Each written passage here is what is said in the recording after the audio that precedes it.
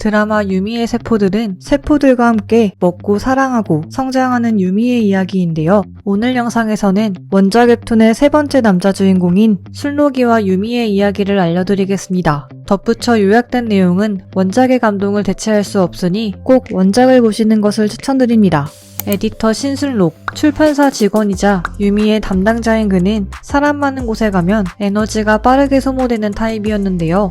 그래서 에너지 손실을 줄이기 위해 집 밖에서는 최소한의 세포만을 사용하는 저전력 모드로 생활하곤 했습니다. 술록이의 프라임 세포는 사랑세포였지만 집 밖에서는 일을 잘하는 이성세포만 사용해서 일 처리도 최대한 빠르게, 동료들의 저녁 제한도 깔끔히 거절하곤 했는데요. 그래서 다들 술록을 차갑다고 어려워했지만 술록이는 전혀 개의치 않았습니다. 퇴근 후 집에 와야 최고의 컨디션이 유지되는 집돌이 술록이에게 가장 중요한 건 오직 정시퇴근뿐이기 때문이었죠. 물론 처음 볼 때부터 술록이를 어려워하지 않는 유미 같은 인물도 있었습니다. 처음에 유미의 원고에 써진 감성적인 문장을 이해하지 못해 담당자로서 곤란했던 술록은 이후 집에서 에너지를 충전한 뒤 유미의 의도와 생각까지 캐치해 유미의 믿음을 얻게 됩니다. 그러던 어느 날 술록은 출판사에 넘겨야 할 계약서를 유미의 작업실에 두고 와 다시 찾으러 가게 되는데요. 남의 부탁을 거절하는 건 하나도 어렵지 않았지만 반대로 부탁하는 것은 늘 어려웠던 술록은 자신을 배려해주는 유미의 행동에 고마움을 느낍니다. 그렇게 두 사람은 같은 버스를 타고 퇴근하게 되죠. 어색한 분위기에 술록이를 관찰하던 유미는 평소와 달리 신나 보이는 술록이의 모습에 집에 갈 생각만으로 즐겁냐고 묻는데요. 유미의 예상치 못한 질문에 술록이 깜짝 놀라자 유미는 호기심이 생깁니다. 그리고 이 호기심은 버스에서 내리기 직전 마침 안경을 벗고 있던 술록이 웃으며 인사하자 두근거림으로 변하는데요. 현재 유미의 프라임 세포인 작가세포는 이 두근거림을 인정하지 않으려 하지만 술록이를 향한 호기심은 끊이지 않았죠. 결국 유미는 휴가 중에 붕어빵을 사러 갔다가 안경을 벗고 있는 미남 상태의 술록을 마주치자 완전히 반해버립니다. 짝사랑이 시작됐음을 인정한 유미는 술록이에게 선톡을 보내는 등 나름의 노력을 하지만 단둘이 영화를 보러 가자는 성급한 실수를 해버립니다. 하지만 술록이 자신은 혼자 보는 게 편하다는 말로 간접적으로 선을 긋자 영화 초대권이 남아서 그랬던 거라고 가까스로 대답하죠.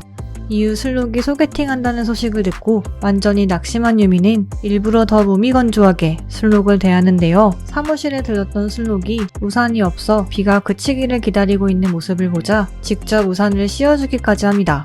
이런 유미의 모습을 보고 자신이 착각했다고 생각한 술록은 다시 예전처럼 유미를 편안하게 대합니다. 몸도 아프고 비도 오는 상태라 고마움이 몇 배로 늘어난 건 덤이었죠. 그렇게 유미는 술록이 안내하는 맛집을 찾아가는데 하필 이 맛집이 유미의 전남친인 유바비가 하는 분식집이었습니다. 유미는 재빨리 다른 식당으로 술록을 안내하지만 하필 그 식당에 와있던 유바비를 기어코 마주쳐버리고 마는데요. 두 사람은 서로를 모른 척하지만 눈치 빠른 술록은 유미가 놓고 가는 우산을 말해주는 바비의 모습과 바비와 똑같은 웨딩 쇼핑백을 들고 있는 다은이 지나가자 세 사람의 관계를 얼핏 짐작합니다. 오늘 최악의 하루를 보냈을 유미가 왠지 신경 쓰이는 술록은 유미에게 우산을 빌려가며 선톡을 하기도 합니다. 그리고 이 관심은 시간이 지날수록 점점 강해졌는데요. 현관 앞에 놓여진 우산을 보면 유미가 생각났고 귤을 먹다가도 아픈 자신에게 귤을 챙겨주던 유미가 생각났죠. 술록은 예정되어 있던 소개팅을 하고 나서야 유미에게 호감이 생겼음을 인정합니다. 이는 소개팅 상대도 마찬가지였는지 술록이에게 빠른 거절 문자를 보냈죠. 이날 밤 술록은 유미에게 잠깐 집에 들려도 될지 문자를 보내지만 일찍 잠들어 버렸던 유미는 새벽 2시에 답장을 보내게 되는데요. 그럼에도 깨어있던 술록이에게서 오전의 시간 괜찮냐고 답장이 오자 유미는 설레어하며 답장을 보내죠. 다음날 유미는 만발의 준비를 하고 나가고 예쁘게 꾸미고 나온 유미를 본 술록은 그대로 반해버립니다. 그렇게 유미의 리드로 함께 식사를 하게 된 두 사람은 서로에 대해 조금씩 알아가는데요. 혼책방에 들려 서로의 도서 취향이 맞는 것을 확인하기도 하죠. 유미의 실수로 술록이 살짝 다치기도 하는데 이때 유미가 손에 데일밴드를 붙여주자 술록은 알 수 없는 묘한 느낌을 받습니다.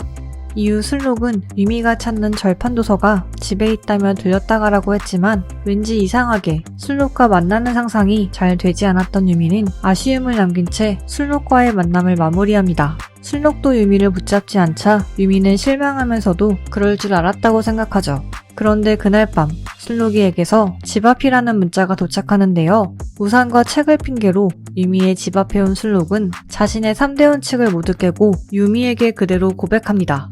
그렇게 연애를 시작한 두 사람은 사내 연애인지라 비밀 연애를 하지만 순록의 소개팅 상대인 수연에게 들켜버리고 마는데요. 알콩달콩한 두 사람의 모습을 본 수연은 순록이 사내 연애를 감추기 위해 자신을 이용했다고 오해해버리죠. 복수심이 생긴 수연은 얼마 전 편집장 안대영이 보여줬던 유미의 소설 원고 아이디어를 표절해 자신의 필명인 이자벨로 출간해버립니다. 이를 알아챈 내용은 유미에게 사실대로 전달한 뒤 진심으로 책임지겠다 하고 사죄하는데요. 1년 동안 이 글에 매달렸다며 따지던 유미는 이 분노를 표절 작가 이자벨에게 쏟아붓기로 합니다. 이자벨의 책을 펼친 유미는 머릿말에 써진 독창적이라는 글에 핸드폰을 던지려다 꾹 참고 책을 정독합니다.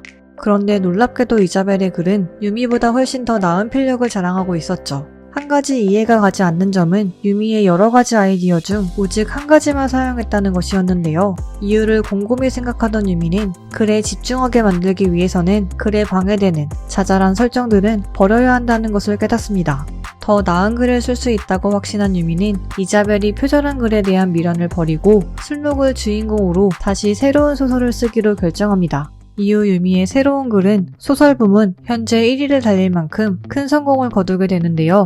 같은 시각 이자벨은 표절한 소설이 대박났음에도 표절했다는 사실이 양심에 찔려 마음고생을 하고 순록은 작가협회에 공문을 보내 표절 사태를 해결합니다. 그렇게 모든 일이 해결된 뒤 유미와 순록은 제주도로 여행을 떠납니다.